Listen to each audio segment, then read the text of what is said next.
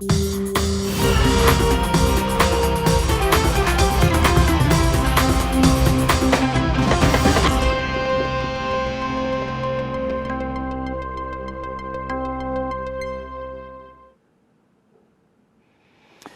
comunidade ICL, seja bem-vinda para mais uma edição do Desperta ICL, hoje comigo, César Calejón, na manhã dessa quarta-feira, dia 18 de junho de 2025, agora pontualmente 7 horas da manhã.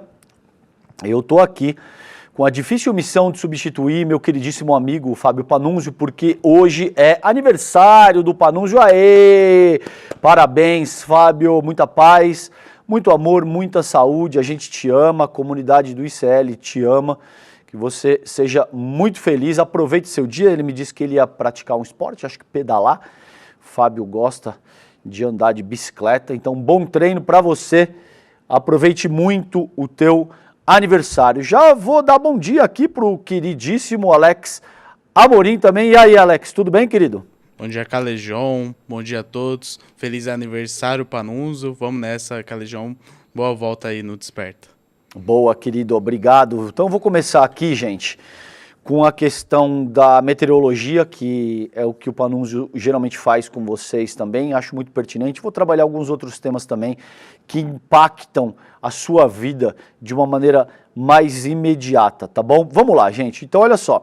INMET, isso aqui é da Rádio Agência. INMET emite alerta vermelho de chuva para cidades do Rio Grande do Sul e região norte também tem previsão de chuvas, gente. Então, se você me escuta, sobretudo do Rio Grande do Sul nesse momento, alerta vermelho, de acordo com o INMET, para chuvas fortes, tá bom? Na sua região aí, ao longo das próximas horas, o Instituto Nacional de Meteorologia emitiu alerta vermelho de tempestade até essa quinta-feira, amanhã, dia 19, para diversos municípios do Rio Grande do Sul. Esse alerta indica grande perigo, com chuvas de até 100 milímetros por dia, é muita água, né? Na região metropolitana de Porto Alegre, além de Santa Maria, Cruz Alta e Cachoeira do Sul. No município de Candelária, o Corpo de Bombeiros e a Defesa Civil confirmaram a localização dos corpos de um casal, um homem de 65 e uma mulher de 54 anos. Eles tentavam atravessar uma área alagada a bordo de um veículo quando foram arrastados pela água. O INMET também emitiu alerta laranja de perigo para cidades gaúchas de Bento Gonçalves, Canoas, Esteio e Lajeado. Até o momento, as fortes chuvas provocaram danos em pelo menos 23 municípios do estado. Os prejuízos vão desde áreas alagadas a queda de árvore de energia, bloqueio de rodovia e casos de pessoas desalojadas e desabrigadas, tá? Então, atenção, gente. Se você me escuta dessa área, sobretudo aí do sul do país, muito cuidado, tem alerta vermelho. Não? Então, até o início da manhã de ontem, ao menos 11 municípios haviam reportado ocorrências à Defesa Civil, como bloqueios em rodovias e danos em residências. Também tem chuva aí para a região norte, prevista, como eu disse, de acordo com o INMET. Os maiores acumulados vão se concentrar em Roraima, Amapá e noroeste dos estados do Amazonas e Pará, com volumes que podem superar os 60 milímetros. No interior da região nordeste não há previsão de chuva, somente em áreas próximas ao litoral dos estados da Bahia, Sergipe, Alagoas, Pernambuco e noroeste do Maranhão, centro-oeste e sudeste, predomínio de tempo seco, tá? Isso dito, Alex, como é que tá o futebol aí, cara? Muita coisa acontecendo. Como é que tá a seara futebolística? Então, ontem teve o terceiro dia do Mundial e aqui tá os resultados de ontem, o Calejón. O Fluminense empatou 0-0 com o Borussia Dortmund e surpreendeu a todos. Era para sair com a vitória, porém ficou no empate com 0-0 contra a equipe alemã. O River Plate ganhou de 3-1 do Urawa Reds do Japão. O Zan, da Coreia do Sul, perdeu de 1-0 para o Mamelodi Sundowns, que é da África do Sul. E o Monterrey empatou 1-1 com a Inter de Milão. Lembrando que hoje terá Manchester City e o Al-Wahid Casablanca, Real Madrid e Al-Hilal, Pachuca e Red Bull Salzburg. E para finalizar, teremos Al-Ain e Juventus Calejão. Muito bem, e fim de semana tem alguma outra coisa que você queira ressaltar? Porque a gente só volta na segunda-feira, não é? Isso, o Desperta volta só segunda-feira. Lembrando que sexta-feira teremos programa somente em formato de live. Isso. E quinta-feira, na sexta não terá programa. Quinta-feira terá Palmeiras e Al-Ahly, que é a segunda rodada do Mundial. E na sexta terá Chelsea e Flamengo, que segunda-feira a gente traz esses resultados aqui, Calejão. Muito bem, querido. Bom, ontem, Alex, teve um evento de lançamento do livro do nosso querido Edu Moreira com o Rafael Valim. Tem uma arte, eu vou pedir pro Alex colocar aqui no ar, essa aí, ó. A Última Chance, o livro do Edu Moreira, do Valim e acho que, não sei, o prefácio é do Lênio Streck. E aí teve um debate ali que reuniu o Melchior, o Gessé. O Jamil não estava lá presencialmente, o Ideu estava, o próprio Valim e o Edu. Aí a gente conversou um pouco, eles conversaram um pouco ali, estava bastante cheio o auditório aqui na Vila Mariana, do lado da nossa sede aqui no ICL. Um baita livro, A Última Chance. Então eu aproveito a oportunidade aqui para parabenizar o Valim, o Edu e todas as pessoas que de alguma forma se envolveram aí com o Gessé, o pessoal, os autores que vocês estão vendo aí nessa arte, por essa iniciativa que é absolutamente fundamental, o livro A Última Chance. Entrem em contato com esse material porque ele é absolutamente fundamental para entender. Ele é sobre a denúncia da PGR, considerando esse processo que tem tudo para se tornar um divisor de águas. A gente não sabe exatamente como é que essa história vai terminar, mas para todos os efeitos é um processo absolutamente histórico. Pela primeira vez coloca General 4 Estrelas, Bolsonaro e os seus asseclas no banco dos réus, tá bom? Então é isso, parabéns pessoal por esse livro maravilhoso, A Última Chance. O evento aqui também ontem estava muito legal, um beijo para toda a comunidade do ICL que esteve lá, demonstrando o carinho com o Edu, com o Valim, com todos os apresentadores e toda a nossa equipe do ICL, tá bom? Um beijo grande para vocês. Gente, vamos lá, dar um serviço aqui para vocês que eu acho importante. Prazo para pagar taxa do Enem 2025 é prorrogado até o dia 27 de junho, isso está no iclnoticias.com.br, foi publicado agora há pouquinho, pouco mais de 2 horas atrás, às 5 horas da manhã. Candidatos podem fazer pagamento por boleto, Pix, crédito e débito, tá? Então o MEC ampliou o prazo para o pagamento da taxa de inscrição do Exame Nacional do Ensino Médio. Com isso, os candidatos terão até o dia 27 de junho. Tem mais 9 dias aí, fiquem atentos. Para fazer o pagamento, a inscrição é confirmada após o pagamento. A taxa é de R$ 85,00 e o pagamento pode ser efetuado por meio de um boleto gerado na página do participante, Pix, cartão de crédito ou débito em conta corrente ou poupança, a depender do banco, tá bom?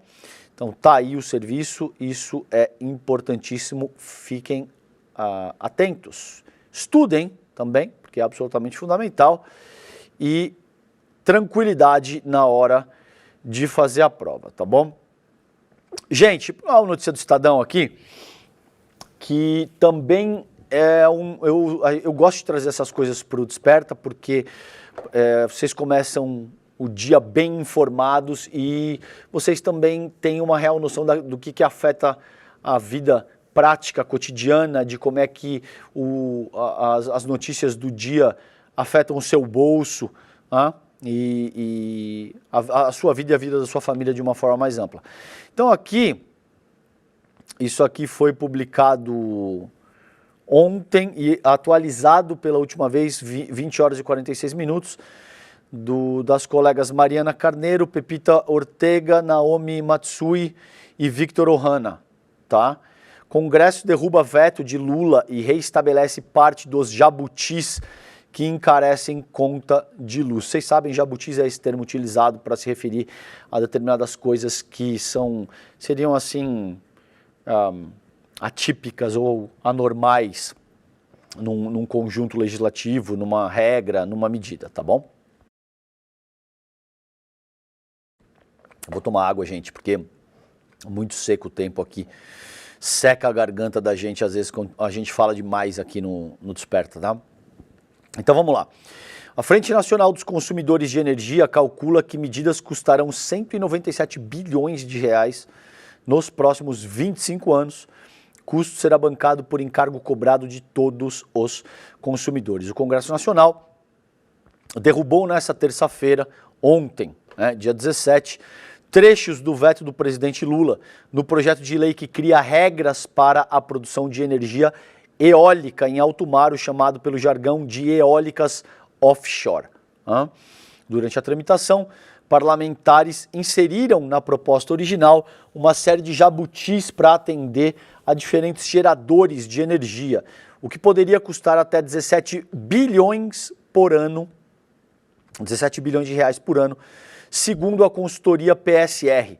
O financiamento desses programas será cobrado de todos os consumidores, o que poderia elevar as contas em 7,5%. O presidente Lula decidiu então vetar todos esses jabutis. E aí ontem o Congresso Nacional colocou parte dos vetos de Lula em votação e decidiu derrubar os vetos à prorrogação do incentivo para fontes de energia renovável como biomassa, eólica e solar, o que obriga a contratação de 4,9 gigawatts de pequenas centrais hidrelétricas e a contratação de 250 megawatts de hidrogênio produzido a partir do etanol no Nordeste e 300 megawatts de energia eólica no sul do país, tá? Então, desde maio, havia essa indicação para a derrubada dos itens do veto relacionados ao Proinfa. Já sobre os outros trechos derrubados, o acordo foi anunciado pelo líder do governo no Senado, Randolfo Rodrigues,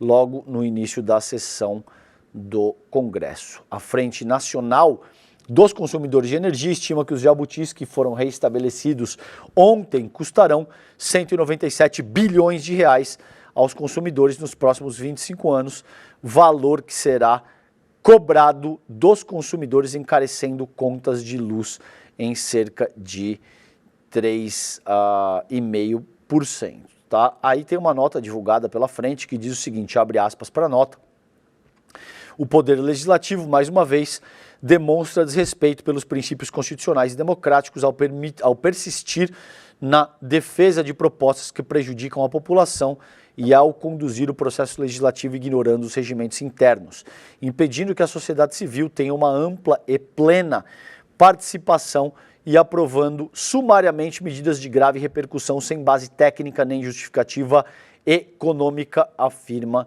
essa nota. A única coisa que não passa no nosso Congresso são questões de reorganização no que diz respeito aos benefícios e benesses das camadas mais abastadas da nossa população. Aí você não consegue passar. Taxação de superfortuna, você não consegue rever benefício de viúva de militar, renúncia fiscal da ordem de 800 bilhões, aí, de fato, o Congresso age como um tipo de, digamos assim, sindicato patronal para defender os interesses do grande capital no país, tá? Bom, gente, então, olha só, isso aqui também é importante ao encontro disso. O Congresso derrubou outros vetos do Lula e a gente vai ver aqui, então, o Congresso derruba vetos do presidente. Os parlamentares retomaram pensão vitalícia a crianças vítimas de Zika e derrubaram tributação sobre consumo em fundos de investimento. Então vamos dar uma olhada aqui. Entre os vetos que caíram nessa terça-feira, está um que permitiria a cobrança dos novos impostos sobre consumo em fundos de investimento. A derrubada da medida foi acordada pelo governo junto à bancada do agronegócio. A bancada ruralista também conseguiu a derrubada de outro veto, este do governo Bolsonaro, que dispensava registro para a produção de bioinsumos, como a gente acabou de salientar aqui. O governo tinha vetado esse dispositivo sob o argumento de que contrariava o interesse público, mas o Congresso Nacional retomou essa questão. E aí, como eu li anteriormente, outro veto derrubado resultou no aumento de 164,8 milhões no fundo partidário, dinheiro público repassado aos partidos para se manterem. O dispositivo, aprovado pelo governo, mas vetado pelo Congresso, previa dar ganho real para o fundo a partir do reajuste pela inflação desde 2006. Então aí a lista dos vetos, o fundo partidário, bioinsumos e autocontrole agropecuário, nova lei de licitações, registro e taxação de agronegócios, pesquisa com seres humanos, infraestrutura verde e autopeças, licenciamento para atividades espaciais, revisão de benefícios sociais, diretrizes orçamentárias, 2024-2025, indenização às vítimas do Zika, marco da energia offshore, isenção para fundos, FIIs e FIAGROS, programa de transição energética, tá? Naturalmente eu não vou ter tempo para me aprofundar em tudo isso, mas eu achei que seria relevante que vocês estejam atentos para essa questão, porque isso mexe diretamente no teu bolso, tá bom? E na forma, naturalmente, como você vive e como a tua família vive também. Gente, fala, Alex, quer citar alguma coisa aí? Imagina, querido, não tem problema nenhum. Se tiver alguma coisa urgente aí também, só me chamar aqui que a gente vai pro ar, tá bom? Gente, outra medida que afeta diretamente a macroeconomia e o seu bolso é isso aqui, ó. Após 9 meses subindo os juros, o Banco Central pode interromper ciclo de alta da Selic nessa quarta-feira. Esse texto é do colega Alexandro Martello, está publicado no G1 nessa última madrugada aí, faz umas 7 horas que esse texto foi publicado. Comitê de Política Monetária, o Copom, que subiu a Selic por 6 reuniões seguidas para conter as pressões inflacionárias, se reúne em Brasília. Diretores do Banco Central aguardam desaceleração da economia para adotar política de juros menos agressiva. Não sei muito não, hein? Não sei não. Existe a perspectiva de que talvez permaneça nesse mesmo patamar ou que até aumente. 0,25%. O Lula foi bastante incisivo durante a gestão do Campos Neto e agora ele apontou o Galípolo para a presidência e os juros não caiu nada. E continuou a mesma coisa. E a gente vai continuar cobrando do mesmo jeito, seja Campos Neto, seja Galípolo, seja o Papa que esteja à frente do Banco Central. Esses juros exorbitantes só interessa para o rentismo nacional, para quem tem muito dinheiro para deixar parado ganhando dinheiro sem fazer nada, tá bom?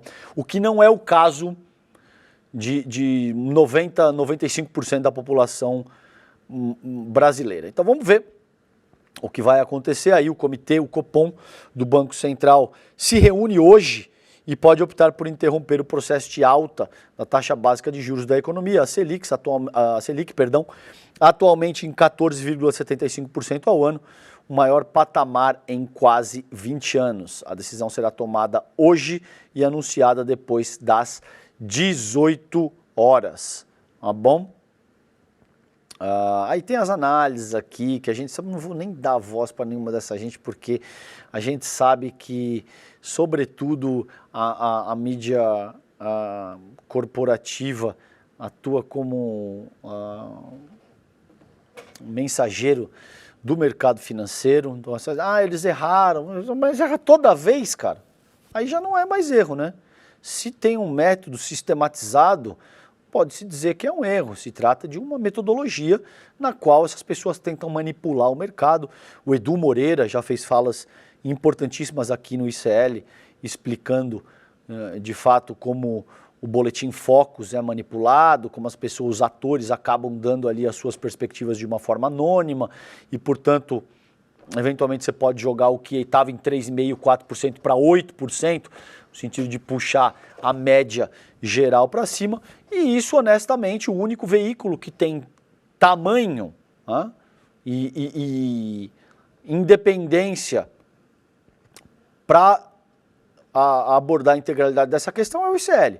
Porque, eventualmente, você tem veículos menores que vão fazer um bom trabalho nesse sentido, mas que não tem a ressonância que o ICL tem no sentido de alcançar o país inteiro e pautar o debate público. E aí você tem outros veículos que têm essa capilaridade, mas que naturalmente não têm a independência necessária para trabalhar esse tema com a seriedade e com a honestidade e integralidade que ele requer. É o que a gente faz aqui no ICL todos os dias, tá bom? Gente, um texto da Luciana Lima, aqui no Platô BR. Derrotado na Câmara, governo recorre a emendas para tentar manter aumento do IOF. Você sabe, o governo está às voltas aí com essa novela do IOF, vai para lá, aí reformula isso, reformula aquilo, tenta atender aos interesses dos congressistas, aí depois o Hugo Mota diz que não, que quer cada vez mais, enfim. A gente está assistindo essa novela aí, sob o comando do Hugo Mota, diz o texto da colega Luciana Lima. Plenário aprovou por 346 votos a favor e 97 contra o requerimento de urgência do projeto que derruba mudanças nas alíquotas do imposto, tá? O Planalto vai usar o período das festas juninas para acelerar, liberação dos recursos. Então, isso é mais uma derrota para o governo federal.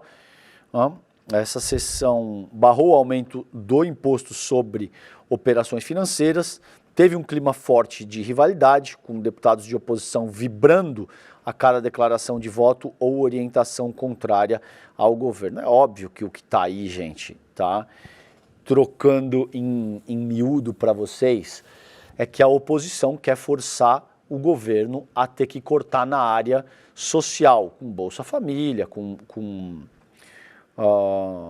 BPC, com outras coisas que são fundamentais, sobretudo para as camadas mais empobrecidas da nossa população, porque a oposição joga a favor do povo brasileiro para absolutamente nada e sabe que, nesse caso, existe um custo político pro governo Lula em ter que mexer nesse tipo de coisa. E, de fato, a direita e a extrema-direita estão minimamente preocupadas se você vai ter uma parcela expressiva da população que perde a capacidade de comprar remédio, de pagar aluguel, de comprar comida, enfim, de fazer a manutenção da própria subsistência. Essa gente não está absolutamente nem aí. Eles veem essa parcela da população brasileira como sei lá, uma peça descartável que pode ser utilizada ao bel prazer dentro dessa estratégia política de desidratar politicamente o governo Lula. O que está em jogo aí exatamente, tá? E aí o que implica essa urgência? Ao levar a urgência do PDL, que é um decreto legislativo ao plenário, o presidente da Câmara, o Hugo Mota, marcou o ponto com a oposição mais radical e com o centrão. Agradou, assim, a uma parcela importante do amplo leque de legendas que apoiaram sua eleição para o comando da casa. São dados, tá? Não é a minha opinião. 346 votos num total de 513, vocês podem fazer a conta. Isso é mais do que os 2/3 necessários, por exemplo, para tocar PEC e esse tipo de coisa. É muita força. 346 votos é uma força avassaladora dentro da Câmara Federal, tá? A base parlamentar de Lula também participou da eleição de Mota, mas desta vez ficou isolada e não chegou nem a 100 votos. Com a aprovação do PDL, de autoria do líder da oposição, o Luciano Zucco, do PL, Rio Grande do Sul, a noite da segunda-feira, 16, foi dos adversários do Planalto. Depois de meses de aproximação do Lula, o Mota mostrou a face independente e impôs ao governo uma derrota acachapante, tá bom? Não só ao governo, é importante que isso seja dito. É uma derrota, sim, às pretensões do governo, mas é, sobretudo, uma derrota do povo brasileiro, principalmente das pessoas que vivem com um ou dois salários mínimos e que precisam de programas sociais para viver. É basicamente isso, porque no limite o que está em jogo é isso. O governo vem achando caminhos para não tentar cortar em programa social dentro da estratégia que muita gente considera equivocada, de que foi estabelecer o arcabouço fiscal, tá? E aí a Glaze vem fazendo aí meio de campo, o Rui Costa tem aqui, de nada adiantaram os esforços do Planalto para escapar da derrota. No sábado, o Lula recebeu o Mota e o ex-presidente da Câmara, o Arthur Lira, no Alvorada, para uma reunião com o Haddad, com o Rui Costa e com a Gleisi Hoffmann. Os assuntos principais foram aumento de impostos e a liberação de emendas parlamentares atrasadas. É evidente que existe essa questão das emendas também, sobretudo por conta da atuação do Flávio Dino no STF, que vem demandando o mínimo, gente. Transparência, racionalidade na aplicação do recurso público. É inacreditável que em 2025 isso ainda tenha que ser um tema, porque enquanto nação a gente não pode sair gastando indiscriminadamente, sem nenhum processo, sem nenhuma clareza, sem nenhuma racionalidade, a fim de fazer a manutenção dos feudos políticos que estão estabelecidos há 500 anos no Brasil, tá bom? É isso que está em jogo aí, gente. Vamos ficar de olho nesse processo, mas uma derrota, e uma derrota significativa pro governo, tá bom? Gente, acompanhando aqui, esses dois temas estão relacionados à questão estadunidense, né? Como vocês sabem, existe uma escalada do autoritarismo de uma forma bastante arbitrária nos Estados Unidos. O trumpismo, tá? Eu gosto das reflexões do Castro Rocha, quando ele fala a respeito da urbanização da política nos Estados Unidos. E aí teve uma análise que ele fez, teve uma aula muito boa, A Semente do Caos. A Semente do Caos acho que foi no último domingo, né, Alex? É tanta coisa que... Isso, foi 8 horas da noite. Isso, nesse último domingo, 8 horas da noite, o Edu Moreira teve a aula, e o Edu e o Castro Rocha tiveram uma conversa muito, muito boa.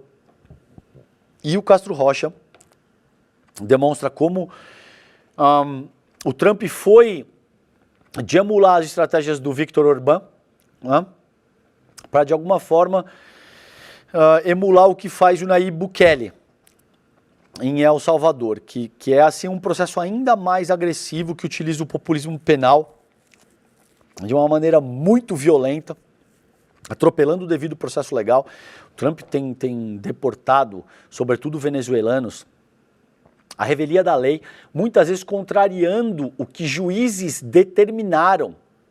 Por exemplo, teve um embate fortíssimo entre um juiz que chama Jeb Boasberg, nos Estados Unidos, e o John Roberts, que é o cara da Corte Suprema nos Estados Unidos, e o Trump, porque o Trump quer agir basicamente da forma que der na cabeça dele. Ele não se vê como um presidente eleito, ele se vê como o reizinho, o imperador que age de uma forma absolutamente discricionária, independentemente de legislação, lei, regra, nada disso importa. O Trump vem com esse, a Luís XIV, dizendo que o Estado sou eu e basicamente eu faço o que eu quiser, né? E aí tem essa notícia aqui está publicado na Folha de São Paulo, texto do colega Luiz Ferré Sadurni, foi publicado ontem, 4 horas da tarde. Agentes federais prendem candidato a prefeito de Nova York em corte de imigração. Democrata Brad Lander tentava proteger migrante que seria preso quando foi algemado por oficiais mascarados do ICE. Isso também é curioso, né, cara? Porque, assim, se você está no exercício da lei, se você é um cara que é um candidato, você tem um nível de representatividade e você vai preso, isso demonstra que... Aí tem a foto, olha só. O controlador da cidade de Nova York, Brad Lander, preso em um tribunal de imigração ao tentar escoltar migrante que seria detido. Ou seja, a coisa está escalando, o Trump dá todos os sinais de que ele pretende se tornar um presidente cada vez mais autoritário e arbitrário, e que a coisa pode ganhar um caráter assim, sem precedente na história dos Estados Unidos.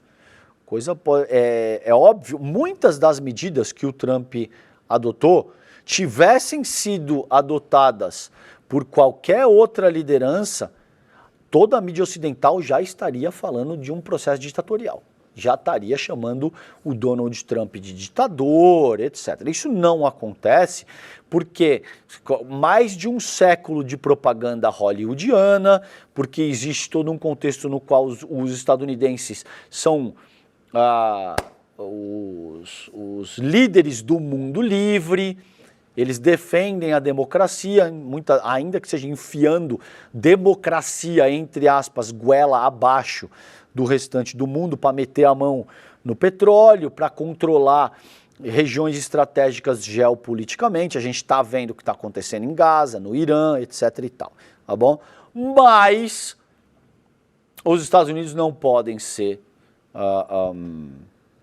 taxados com a pecha de ditadores, de coisa que o valha. Isso fica reservado para lideranças do mundo islâmico, do mundo árabe, máximo ali para asiáticos e tal, tá bom? A Europa Ocidental e Estados Unidos não vamos chamar de ditador ou termos análogos, porque de fato não convém, tá? Então tá aí, só registrando com vocês a prisão de um candidato a prefeito de Nova York, o Brad Lander, pelo ICE, que é essa polícia com cariz claramente nazi-fascista do Donald Trump, que criou, inclusive, centros de detenção que funcionam um pouco como campos de refugiados em El Salvador, mandando gente, despachando gente sem nenhum tipo de processo legal, sem direito de presunção à inocência, ampla defesa, contraditório, nada.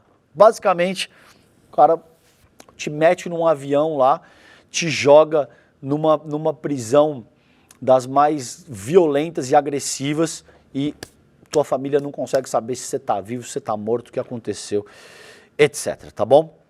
Vamos acompanhar isso. E ainda nessa edição do Desperta eu vou falar também, a gente vai falar como tema principal, 2 temas principais, a questão do CID, do julgamento, Braga Neto, Bolsonaro, o que está acontecendo no Brasil, e essa questão da guerra Israel-Irã no Oriente Médio. A gente vai seguir acompanhando também o genocídio que Israel / Estados Unidos vem conduzindo em Gaza, tá bom? Mas antes disso, vamos aqui para esse tema, Alex, que é absolutamente fundamental. Acessem iclnoticias.com.br, o time do ICL tem dado um show com notícias exclusivas a respeito desse tema, principalmente a Juliana Dalpiva e o Igor Melo e o Kleber Lourenço. Nosso time tá assim absolutamente afiado com todo tipo de notícia exclusiva, tá bom? Isso aqui foi publicado agora há pouquinho, 6h28 da manhã, pouco mais de 1 hora atrás. Moraes nega adiamento de acariação entre Cid e Braga Neto. O pau está torando, tá bom? Tá torando. Cada um fala uma coisa. O Cid disse que entregou caixa de dinheiro, mas que não viu o dinheiro, mas que tinha uma pacoteira, e o pau tá torando. Então, esse texto, do André Richter, Agência Brasil, o ministro Moraes do STF decidiu manter a acariação entre o ex-ajudante de ordens do Bolsonaro, Mauro Cid, e o general Braga Neto, para a próxima terça-feira, dia 24 de junho, tá bom? Então, na próxima terça. Mais cedo, a defesa do general pediu o adiamento da audiência para sexta-feira, dia 27, em função de uma viagem internacional marcada anteriormente pelo advogado principal do processo, Zé Luiz de Oliveira Lima. O ministro entendeu que Braga Neto é acompanhado por uma banca composta de 6 advogados e que outros representantes dele também podem participar da acariação. Tá? Então, aí, aspas por Alexandre de Moraes, verifico, portanto, que o réu Braga Neto está devidamente assistido por 6 advogados, sendo que os demais patronos, inclusive, participaram de várias audiências em que foram realizadas oitivas de testemunhas de acusação e defesa. Essa acariação, ela visa esclarecer divergências sobre plano punhal verde e amarelo. Como vocês sabem, o punhal verde e amarelo é o plano no qual pretendia-se matar autoridades da República, o Lula, né, o próprio Alexandre de Moraes, o Geraldo Alckmin, e aí a ideia de uma forma mais ampla era criar um caos, a convulsão social, para se decretar estado de sítio, de defesa, aquela balela do artigo 142 sendo interpretado para viabilizar o exército como força moderadora, aí aquela coisa, na volta a gente compra, passam-se 21 anos de um regime militar, como de fato a gente viu entre 64 e 1985, tá bom? Então, de acordo com os advogados do general, a acariação é necessária diante de divergências nos interrogatórios de Braga Neto e Cid, ambos réus, na ação penal da trama golpista. A defesa sustenta que são necessários esclarecimentos sobre as acusações de que Braga Neto discutiu o plano punhal verde e amarelo, planejamento golpista para matar autoridades, e que teria entregue a Cid dinheiro em uma sacola de vinho. Infelizmente isso não vai ser filmado, se eu não me engano. Né? Se eu não me engano, isso não vai ser filmado e também não será permitida a presença de jornalistas, porque, por exemplo, durante a primeira etapa dos interrogatórios, a filmagem não foi permitida, mas a gente tinha a Juda Alpiva, a gente tinha a Elô Vilela, a gente tinha a Carol Brígido, acho que também acompanhou dentro do ambiente ali, os nossos jornalistas acompanhando e reportando isso, basicamente em tempo real. Olha, aconteceu isso foi dito, a reação de tal pessoa foi essa. Agora parece que nessa ocasião isso não vai acontecer, tá? Vamos ver, seria legal, porque o pau vai torar. Então, o Braga Neto foi interrogado na semana passada pelo Moraes e negou ter conhecimento do punhal verde e amarelo e de ter repassado a Mauro Cid dinheiro dentro de uma sacola de vinho para que fosse entregue a militares que faziam parte do esquadrão da elite do Exército, os chamados Kids Pretos, tá? Que é esse grupo de elite do Exército que seria usado para efetivamente conduzir o golpe de Estado, principalmente sabotando rede de energia, conduzindo atos de terror para criar um nível de instabilidade que fosse adequado à intervenção militar, tá bom? Então vamos acompanhar este muito perto, porque o pau vai torar. Pegue a sua pipoca e acompanhe, não em tempo real, né, mas os desdobramentos desse negócio, porque é uma etapa fundamental dessa questão do julgamento que a gente está acompanhando, tá bom? Gente, outra notícia aqui que é absolutamente importante e eu quero trabalhar com vocês é o seguinte. A Polícia Federal encontra áudio, isso também no iclnoticias.com.br. Já sabe, acordou, acessa iclnoticias.com.br, porque sempre furo de reportagem, notícia em primeira mão, alguns dos principais colunistas do país, todo o time ali sob o comando do nosso queridíssimo Chico Alves. Então, melhor conteúdo da internet brasileira, iclnoticias.com.br. Essa aqui foi publicada ontem, 17 horas e 21 minutos, PF encontra áudio de conversa entre Bolsonaro e Ramagem para blindar o Flávio Bolsonaro. Ó, que surpresa, quem poderia imaginar, não é mesmo?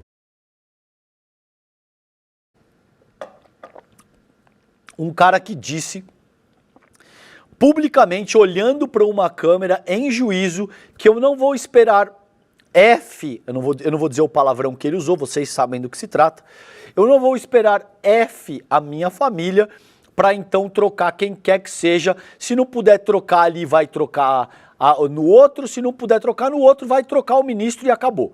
Foi exatamente isso o que o Bolsonaro disse sobre a Polícia Federal durante o desgoverno dele. E não por acaso, o Sérgio Moro saiu da administração Bolsonaro atirando, dizendo que o Bolsonaro queria exercer ingerência na forma como a Polícia Federal estava estruturada. Essa é a gente que agora se diz vítima da ditadura da toga e da PF do Lula. Essa é a gente, entre aspas, é isso que eles afirmam, tá bom? Esse é o tipo de gente que agora banca a vítima perseguida. Bom, então tá aí a conversa entre o Bolsonaro e Ramagem para blindar o Flávio. A gravação registrou reunião realizada em 2020, na qual foram discutidas supostas irregularidades atribuídas a auditores da Receita Federal. Então, durante essas investigações, diz o texto, sobre um esquema de espionagem ilegal da ABIN, a PF identificou em janeiro passado um áudio clandestino de uma reunião entre o ex-presidente Jair Bolsonaro e o deputado federal Alexandre Ramagem, ex-diretor da ABIN. Na conversa, os dois discutem possíveis irregularidades cometidas por auditores da Receita Federal na elaboração de um relatório de inteligência que tinha como alvo o senador Flávio Bolsonaro. É impressionante, nada contra o Flávio Bolsonaro anda. Você pode ter indícios, provas, o Ministério Público, carioca, a questão da rachadinha, o dinheiro da rachadinha, eventualmente, supostamente, veja o que eu estou usando aqui, supostamente sendo utilizado para a construção de prédio em área de milícia, nunca pega nada para o Flávio Bolsonaro. Ele continua se sentindo tão livre, leve e solto a ponto de dar uma entrevista para a Folha de São Paulo, dizendo basicamente que, olha, a gente, quem quer que seja eleito com o apoio do Bolsonaro, vai ter que dar um golpe de Estado. Vai ter que segurar o indulto, nem que seja na marra. É assim, é um senador da República te dizendo que se a gente for contrariado, tem que se atropelar a ordem jurídica nacional. Um senador da República dizendo isso em juízo, dando uma entrevista para um jornalão, dizendo isso dessa forma. Óbvio que depois, né, que ele percebe que, nossa, mas peraí, será que eu acabei de dizer isso com tamanha franqueza e de forma tão objetiva? Bom, isso é um tipo de sincericídio, né? Então, não, é claro que eu não estou querendo dizer o que eu acabei de dizer. Aí ele tenta fazer um certo malabarismo retórico para dizer que ele não disse o que ele acabou de dizer, que era, se a coisa não for do nosso jeito, a gente vai aplicar o uso da força. Ô Flávio, a gente sabe que funciona assim. A gente tem um julgamento estabelecido no sentido de julgar o teu pai e os asseclas, militares, financiadores e tal, exatamente por isso. Porque vocês não aceitaram a derrota na urna em 2022, quiseram atropelar a soberania do voto popular e tentaram implementar uma ditadura bolsonarista nesse país. A gente sabe que esse é o modus operandi do bolsonarismo, a gente sabe que vocês estão sempre à espreita para tentar o próximo movimento nesse sentido, o que é relativamente novo é esse tipo de sinceridade. Nem isso é também, porque o Jair Bolsonaro vem falando explicitamente de dar golpe e assassinar pessoas há 30 anos, pelo menos, mais de 30 anos. Então, nem isso podemos dizer que é de fato uma novidade, tá bom? Então, aí as informações são do jornalista Eduardo Gonçalves, do jornal O Globo. O arquivo estava armazenado em um computador do deputado Alexandre Ramagem. Sabe, eu gosto do raciocínio da Carol Brígido, que ela sempre diz o seguinte: gente, a gente vai descobrindo, a gente, sociedade, tá? Eu digo, a gente vai descobrindo o que os bolsonaristas fizeram aos poucos, mas eles sabem. Eles sabem o que eles fizeram, eles sabem de cada pequeno abuso, de absolutamente cada medida que foi adotada e cada crime que eles cometeram nesse processo. Então, tem muita coisa, tá bom? A gente é que vai descobrindo aos poucos conforme a justiça avança, conforme existe diligência, você aprende um celular, um computador, esse tipo de coisa aparece, alguém abre o bico e tal. Mas figuras como Ramagem, ele sabe exatamente o que ele fez, tá? Então esse arquivo estava armazenado no computador dele, o áudio integra o inquérito que apura o uso da agência para a espionagem ilegal de adversários políticos durante o governo do Jair Bolsonaro. A PF indiciou Bolsonaro e Ramagem ontem, dia 17, por suspeita de articularem um esquema paralelo de monitoramento dentro da agência. O senador Flávio Bolsonaro não foi indiciado. Agora tem aqui a revista Veja dizendo que o Bolsonaro não foi indiciado. Isso é uma série de coisas que a gente vai entender ao longo do dia também, tá bom? Então, segundo a PF, a reunião foi realizada no dia 25 de agosto, né, no Planalto, e contou com a presença do Ramagem, do Bolsonaro, e na conversa os dois discutem essas irregularidades e o documento serviu de base para a investigação do senador Flávio Bolsonaro no caso das rachadinhas. Então, vamos acompanhar isso também, porque num trecho da gravação obtida pela PF, o Ramagem afirma que, abre aspas para ele, seria necessário instaurar um procedimento administrativo contra os auditores da Receita Federal, com o objetivo de, abre aspas novamente, anular a investigação e afastar alguns servidores de seus cargos. Essa é a gente que agora banca a vítima, tá bom? Dizendo, fizeram de tudo um pouco, aparelharam absolutamente tudo que poderiam, tentaram dar um golpe de Estado utilizando a PRF, utilizando a máquina pública de uma maneira escabrosa, perderam.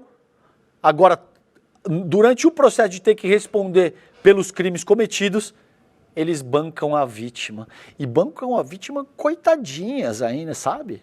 Tipo, tem... meu ministro, posso fazer uma brincadeirinha? Tá certo, o Bolsonaro, pode sim fazer uma brincadeira. Melhor perguntar para os seus advogados, tá? Foi a resposta do Xandão, mas agora somos vítimas perseguidas. Imagina o que estaria acontecendo. Não só com Alexandre de Moraes não estaria mais aí, como deixa claro as pretensões do plano Punhal Verde e Amarelo. Lula, Alckmin, Moraes, esquece, essa gente já teria sido eliminada, fisicamente eliminada. Mas muito provavelmente jornalistas, escritores, o que quer que seja, qualquer um que oferecesse qualquer tipo de antagonismo ou resistência à ditadura bolsonarista, ia estar pendurado em pau de arara, ia estar em cadeira de dragão, tomando tapa na orelha, sendo afogado em barril d'água, esse tipo de coisa, tá bom? Como não deu certo, posso fazer uma brincadeirinha?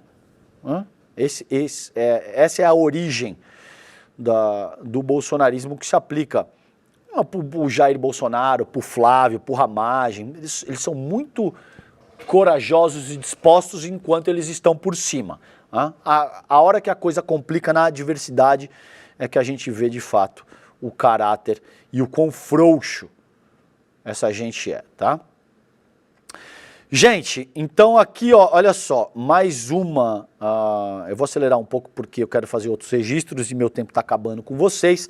A BIM paralela, PF vê responsabilidade de Bolsonaro, mas espera STF para formalizar indiciamento. Isso também está no nosso site, CL Notícias. A PF apontou que o ex-presidente Jair Bolsonaro, como integrante do núcleo político da organização criminosa que atuou no esquema. Tá bom?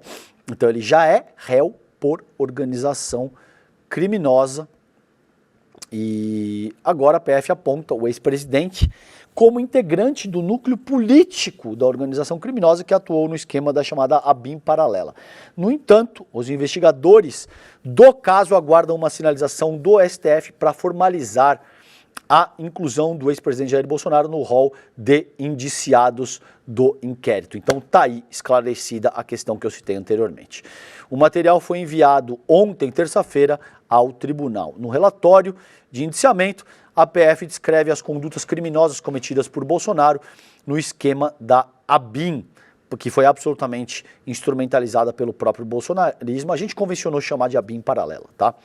Contudo, ainda aguarda uma manifestação para saber se o entendimento do STF é de que o caso tem ligação com a organização criminosa que articulou a tentativa de golpe de Estado em 2022. De acordo com a PF, o Bolsonaro foi o principal beneficiário do uso da estrutura da ABIN para atuar em prol do ex-presidente e de seus familiares. A investigação encontrou indícios de uma série de atividades criminosas, incluindo o monitoramento ilegal de autoridades, jornalistas. O Leandro Demore, aqui, nosso queridíssimo Leandro Demore, foi monitorado, acho que o nome do perfil é Pavão Misterioso, um negócio assim, né? Então, jornalistas, o Demore, inclusive, servidores públicos e ativistas, tá bom?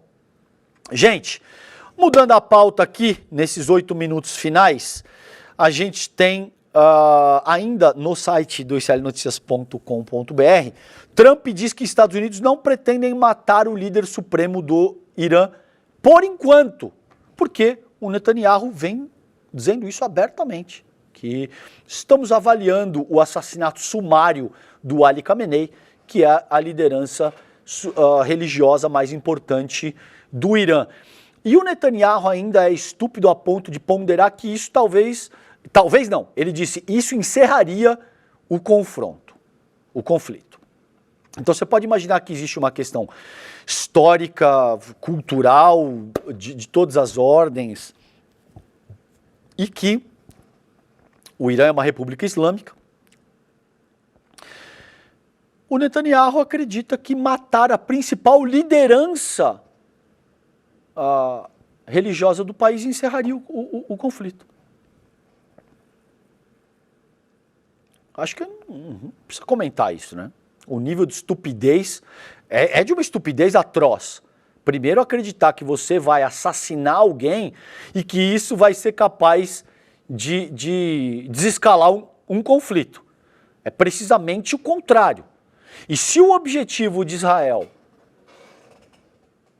é promover uma troca de regime em Teherã, parece que eles vão conseguir o oposto, né? Porque o país tende a se unir contra um inimigo externo em caso de ataque. Pode não acontecer e eles podem conseguir lograr êxito nesse sentido? Podem, porque essas coisas é difícil estabelecer prognóstico para esse tipo de coisa, porque cada situação é muito específica, é muito peculiar. Agora, via de regra, quando uma nação sofre uma agressão externa de um inimigo externo, esse inimigo externo, muito mais frequentemente do que não, serve para unir a nação ao redor das lideranças constituídas, né? Então, vamos ver o que acontece aí. Os Estados Unidos e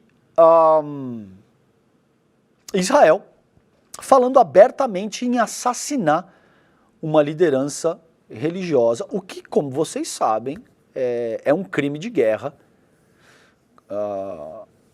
de acordo com a Convenção de Genebra. Assassinar civis é um crime de guerra, assassinar jornalistas, médicos, atingir hospitais, escolas e ambulâncias, um crime de guerra. Não é na guerra vale tudo, não, muito antes, pelo contrário.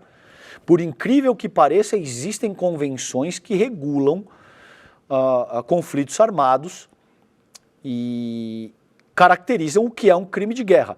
Israel, eu disse isso ontem no N1, incorreu em todos os crimes possíveis e imagináveis. Crimes de guerra, crimes contra a humanidade, etc. Então, houve um momento, no começo do genocídio israelense / estadunidense contra o povo de Gaza, que teve um ataque contra o Al-Shifa, que é um hospital que foi destruído, o principal hospital de Gaza, e aí houve uma tentativa de israelense de dizer não fomos nós que atacamos esse hospital, isso foi um míssil do Hamas que se desorientou e caiu e destruiu o Al-Shifa.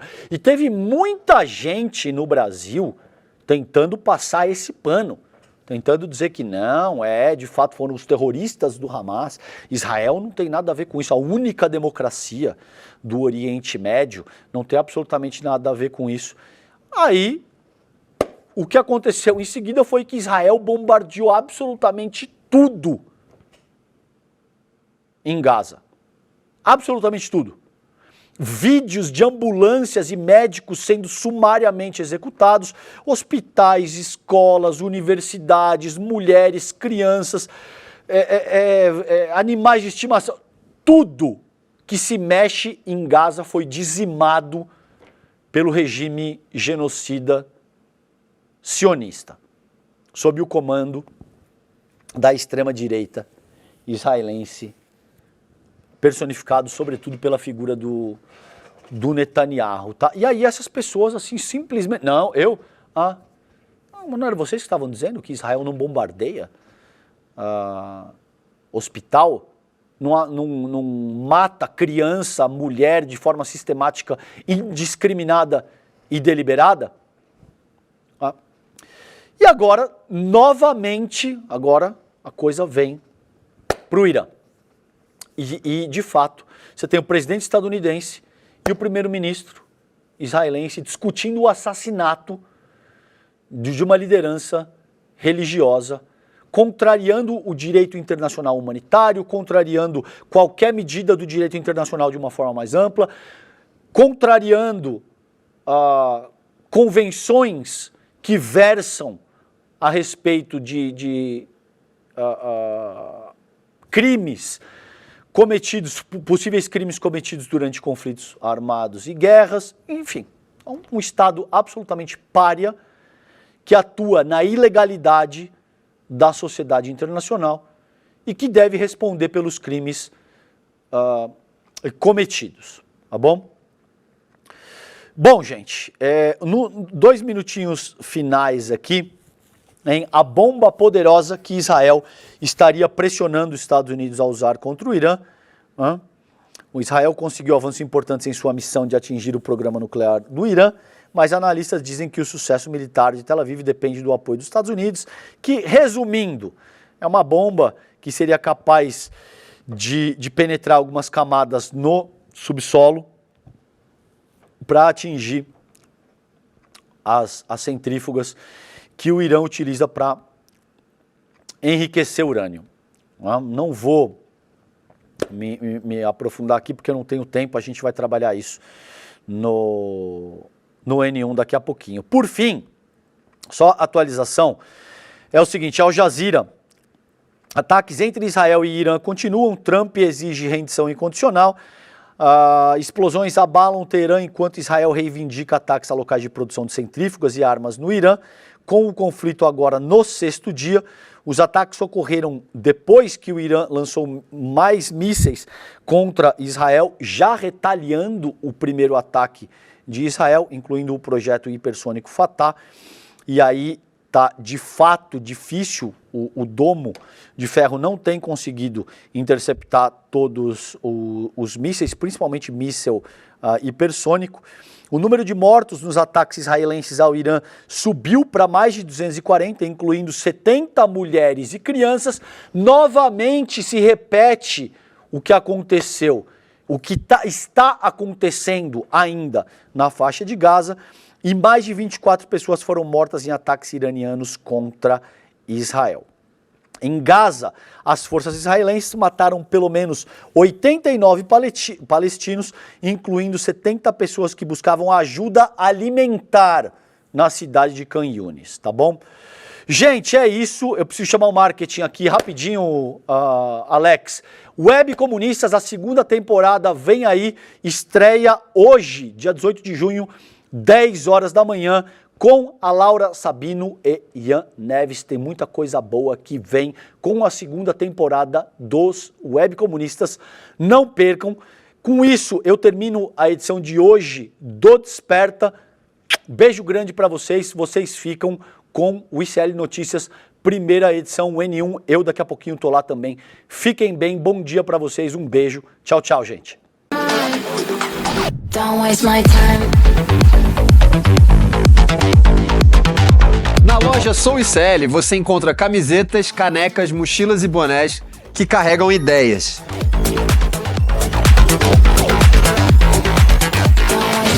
Produtos com propósito para quem acredita em justiça, consciência e transformação. Vista, use, leve a luta com você. Acesse souicl.com.br e escolha o que representa você. ICL, souicl.com.br, tá tudo lá.